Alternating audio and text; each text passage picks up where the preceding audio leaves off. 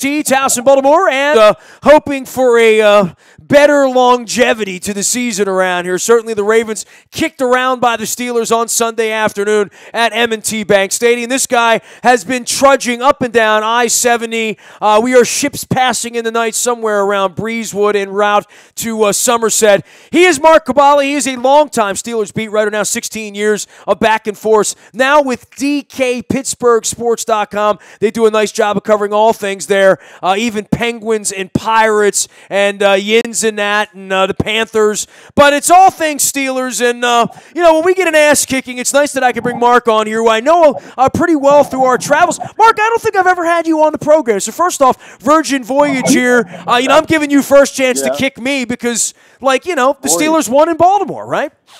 Yeah, it doesn't happen very often, and I guess coming on your show hasn't happened at all. So, well, here we are, man. Breaking this one down. Boy, the Ravens look like not a very good football team right now, right? Yeah, a lot of it had to do with the Steelers' run game. Let's face it right now. Last week against Chicago, the Steelers were kind of embarrassed, not only by the Bears, but what happened in what I call Tunnel Gate, what happened before them coming out to honor the flag as they wanted to stay out of it.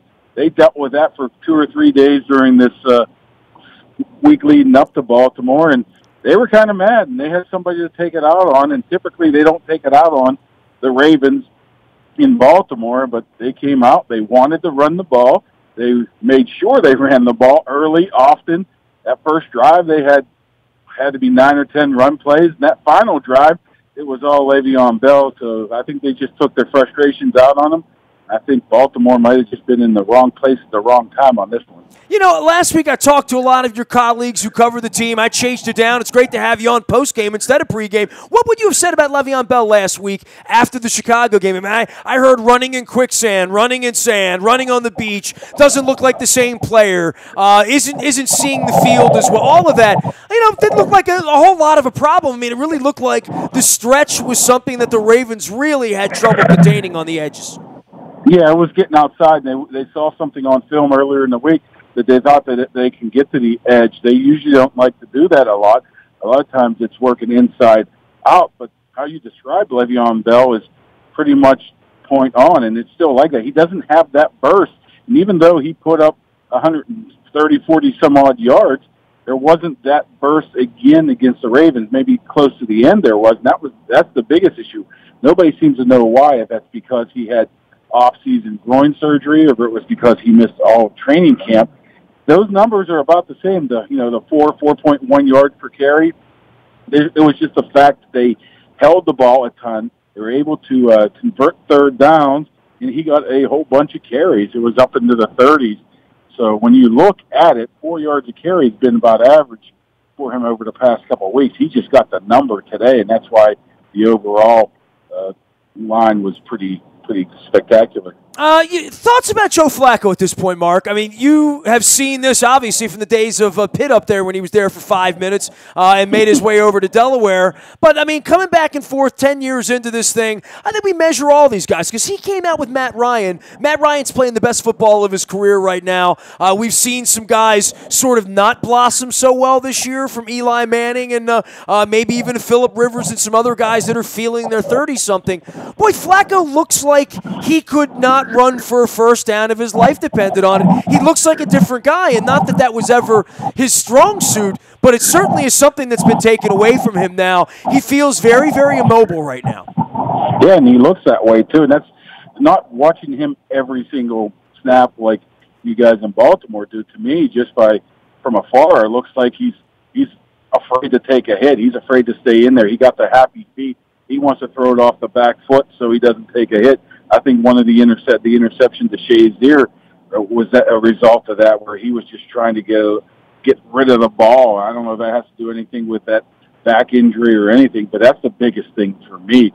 In that third quarter Sunday, when the Steelers were going a little bit of zone, that's where I saw Flacco was looking at his best. He was able to pick him apart a little bit. They switched back to some of the man-to-man stuff, and it was same stuff from Flacco. Well, the Steelers are afraid of Flacco. They know what he can do because they've seen it time and time again. So I think they quite realize if you put some pressure on him and hit him, he's not going to stand in there, and that's what it looked like to me. Well, it felt like they got off the dime pretty good defensively and getting after him, especially early in the game. There was nothing happening in the first half, and lo and behold, you look up in the third quarter, and look, for the 2-point conversion, it's a completely different game. The Steelers didn't run away and hide in this one, except for Flacco giving them a couple of gifts there in the second half. Yeah, you know what? Honestly, I think that 2-point conversion that was good, then called back, I think it messed with both teams. Actually, I think it messed with Baltimore because they were within a score of tying it, and when it got reversed, the Steelers felt a little bit of breathing room. If they would have kept that on the board, which was, it could have went either way. You saw that. I just thought it was a good 2-point conversion. That's how close it was. I think maybe it's a different thing right now because, trust me, the Steelers know about the problems they've had in Baltimore over the years. Whether they've won 3 games out of the past 14 there, something like that, maybe even worse than that. So they had to have been thinking, oh, no, not again, here we go. But when that 2-point conversion was called back, I think that was big, and they were able to go on that one drive near the end of the game where I think it was 7 straight run plays by Le'Veon Bell, and he was able to break one right there. And that was it. Didn't help that I think Flacco threw a pick right there, too, to lead. I think it might have led to that. So, yeah, I think that was a big play that you don't look back on and circle and say, this is going to be big. I really think that 2-point miss or callback was a big play. I have done the planes, trains, and automobiles with this guy, Mark Cabali. He's been covering the Pittsburgh Steelers for 16 years as a Steelers beat writer. He's now at DKPittsburghSports.com. They do a nice job with all things Steel City up there, and you can follow him at DKPittsburghSports.com, as well as Mark Cabali, that's Kaboly, out on Twitter.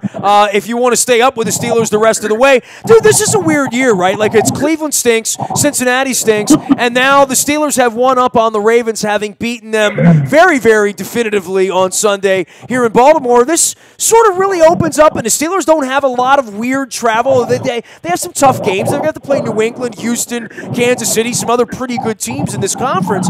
But this is a whole different level of where they are and where these other 3 teams are. It just feels like they're not going to have to do much more than 9 or 10 in order to represent the division in January, right?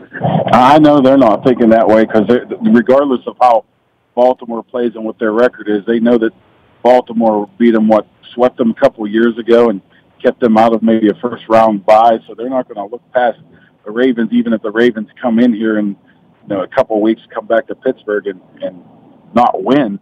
Since then, they're going to be worried about them. But you look at the whole AFC. I'm not quite ready to count the Ravens out because there's nobody in the AFC is really running away with it, depending on what Kansas City does tonight on Monday Night Football. Pittsburgh gets to go there in 2 weeks, but I think it's wide open, even though the AFC North looks like it's pretty bad. I guess somebody had to win on Sunday between Cleveland and Cincinnati, but mind you, Cleveland gave Steelers all they could handle at Week 1. It was a 21-18 game right there, so Steelers have been used to chasing Baltimore in the past. It's always, okay, we're a game down, but it's really a game and a half because it's a game in hand. So I think they enjoy at least having that a little bit ahead of where Baltimore is right now. But I wouldn't be surprised if Baltimore comes to Pittsburgh and, I think it was November or December, and it's the same type of game where it's a smash-mouth game and anybody wins because history says that. Well, the Ravens are missing some of their best players. And Yondo on the offensive line, Williams on the defensive line. They look like a different team from the team we saw in weeks 1 and 2 for sure. Obviously playing a higher caliber. But when you lose $10 million players, you just can't replace them in this league. Yeah, you get to a point where it's the breaking point, and I call that. And I do believe that could have been when Yondo went down. You just can't sustain the same level of play because you just dipped into the well way too many times to try to patch holes. And don't underestimate how much Brandon Williams being out of this game helped the Steelers be able to run this ball on Sunday. But I don't know how Baltimore's even keeping it together when you look at all of those injuries. Like you said, it's not even to, random guys. These are some superstar players, and even when your quarterback's not probably 100% as well. But, it gets to the breaking point. As I always say, and the Steelers did that a couple of years ago, when you just don't have anything left. When you pull off your practice squad, pull off the waiver wire, you just can't match up with what you have, and you can't, no matter how good some of the players are, you just can't do anything about it. Just chalk it up to one of those years. Mark, what do you like about the way the Steelers are playing right now? Get some thoughts that if they are going to be an elite team or in the playoffs or amongst a couple of teams in the championship game, what do you like about them right now? I mean, I like that Roethlisberger's standing upright. For all the things that are going to go on around there, that has to be a part of the recipe, right? Yeah, I mean, that's one thing, but when you're in Pittsburgh, you're assuming the offense is going to be fine, although it hasn't put up the monster numbers yet like they were expecting. When you're in Pittsburgh, you're talking about you're expecting 400 yards and 30 points every single game with all those weapons you have. That quite hasn't panned out. And their offensive line, the Steelers, you're looking every single player is making a ton of money. I mean, it's not like it's one of the most well-paid offensive lines around. So they're expecting Ben Roethlisberger to stand up. Where it's been kind of surprising in a good way for them has been the defense, especially the pass defense. That pass defense for years and years and years has been a weak spot. They get Joe Hayden, and not a lot of teams are completing balls on them. I know they haven't played the best quarterbacks yet, but when you add some of the pressure they're able to put on, I believe they now have 15 sacks in 4 games, and some of the secondary play, and they were missing a couple secondary people today. They were missing Mike Mitchell on Sunday they were missing Mike Mitchell, who was out with a hamstring. So in Pittsburgh, it's the defense is how they played through this first month of the season, where there's a lot of good things because their defense hasn't been dominant for probably 4 or 5 years now, maybe 6. Do you see the Ravens after Sunday as being a weakling or a team that's incapable? I know you said some flattering things in the beginning. We just haven't seen it around here for the offensive line. I don't know who they're going to beat. I don't know how this offense is going to go against any team, especially on the road, and get 2 or 3 touchdowns and kick 2 or 3 field goals in any given week. I mean, I think a lot of it has to be keeping Flacco at least semi-upright so he can throw, because I do believe the best talent on the Ravens team on offense is the receivers. I mean, they have some talent there. It's hard to get them the ball if you're always hurrying and not really having a plan there because your quarterback's getting knocked on his butt every single second. Seems like they may have found a running back to really lean on today. I mean, it seemed like a guy that they might go forward with, so that those are pluses right there. But I think it all does deal with the offensive line. When you're picking people off of waiver wires, and where'd you get your guard at? Maybe in Arizona or something. That's not good, and that has a trickle-down effect. Trust me, 6-7 years ago, the Steelers' offensive line was absolutely horrendous, and they paid for it a lot because Roethlisberger was getting sacked 50 times a year. I mean, those offensive line in general in the NFL aren't very good, even the good ones. Even, you got a couple good ones in Oakland and Dallas, and Pittsburgh's up there a little bit. No, Mark, we talked about that last week with Luke here, and I know you and I and Luke have had some beverages at combines and other places in Super Bowls, and, we go to the combine and we talk to scouts in the league. The game's played differently at the collegiate level, and, we're trying to make that transference to the NFL level and what needs to be done in the framework of these offenses. Offensive lines are struggling, and, that's a sore spot, I think, amongst scouts in the league. Yeah, I mean, in college, your best offensive linemen are behind, the Alabama quarterback who can scramble. It's behind Deshaun Watson last year who can make plays with his feet. It's, the zone reads, the spread offenses, and you don't really have to blow people off the ball. I mean, there's some offensive linemen in college have probably never gotten to a 3-point stance before because that's just not how they are taught anymore because of the offense that they run. You look at teams like Texas Tech and Baylor, the pass, they're just spreading it out and going, and it does have a trickle-down effect. And, I mean, it's not only offensive line. You look at tight ends now coming out. Not many of them can block because they're never asked to block in the college football. And that's what makes it very difficult for scouts and general managers to be able to identify these people who can make the transition. That's probably why you see some guys who are 6th, 7th round picks all of a sudden playing in the league because they're not high, they're not guys that are stars in college, but they have the right makeup to be decent in the NFL. And I don't see that changing anytime soon unless, the NFL goes to that type of offense. And pretty sure they're not going to. You know what's amazing, and this is a little off topic, but I know how much you love football. The Deshaun Watson thing, a month into this, what he's managed to do and putting 57 up, and I know Houston's on the schedule for Pittsburgh this year. It is, you see a kid come into the league and do that and that offense, and you see Flacco and at times this year, Roethlisberger running around and they can't do it. It really is kind of weird, right? Yeah, definitely, and I appreciate you reminding me I have to be in Houston on Christmas Day, because that's when they play him second year in a row, huh? Well, look, dude, you'll get good Tex-Mex. My ass was in Pittsburgh last year eating Mr. Rooney's cookies and his Sunday roast. So, yes, if I get stuck in Pittsburgh on Christmas night losing to the Antonio Brown thing, then, go to Texas and wear a hat and hang out with the old Allers or something like that, Yeah, I'm not looking forward to 2 years. Right. Last year, we also went Thanksgiving night in Indianapolis, too. So that's right. We're used to this type of stuff. But as for Houston, who saw that coming with Watson, 57 points?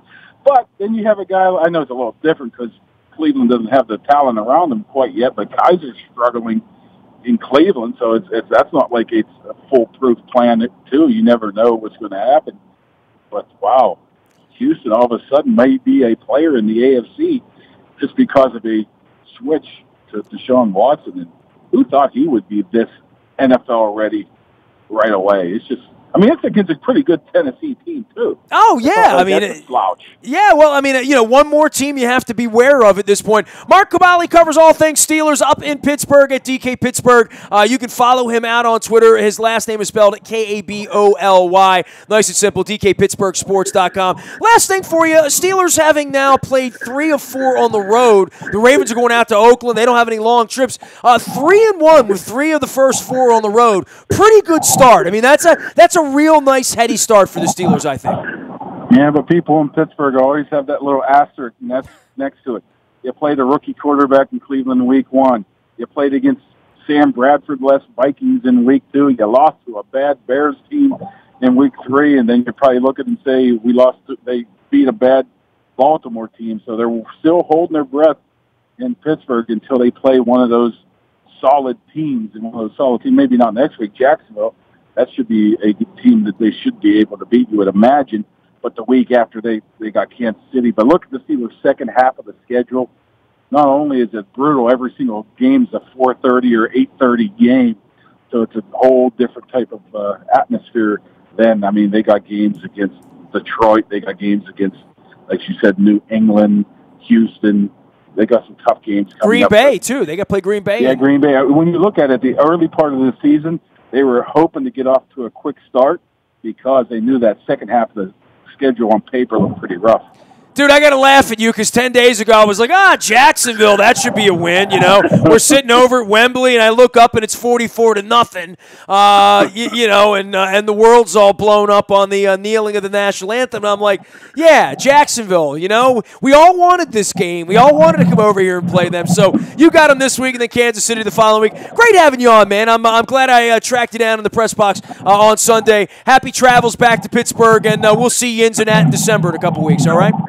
All right, Nestor, take it easy, my man. You got it. Mark Kaboly, one of the good dudes up in Pittsburgh. You can follow him out on Twitter at Mark Kaboly. That's Kaboly. He is DKPittsburghSports.com as well. Tens of thousands following his fine Steelers coverage there. And to the victor go the spoils, I guess. And Mike Tomlin at least was kind to me after the game, so asking about Kitty. So, Tomlin, you're a good guy, even though you're a Grinch for my October fall foliage in my birthday month. But we'll get back after it. Ravens in Oakland this week. We'll be talking all week long. Luke will be on the backfields in Owings Mills all week long. And for sure, we will be reading all the rights over the 2017-75 win Baltimore, or last place Baltimore Orioles for the offseason, as well as previewing all things baseball this week. Nice win for the Terps, by the way, on Saturday. I want to throw that in here while I get an opportunity to do that. We'll talk some Terps football as they get ready for,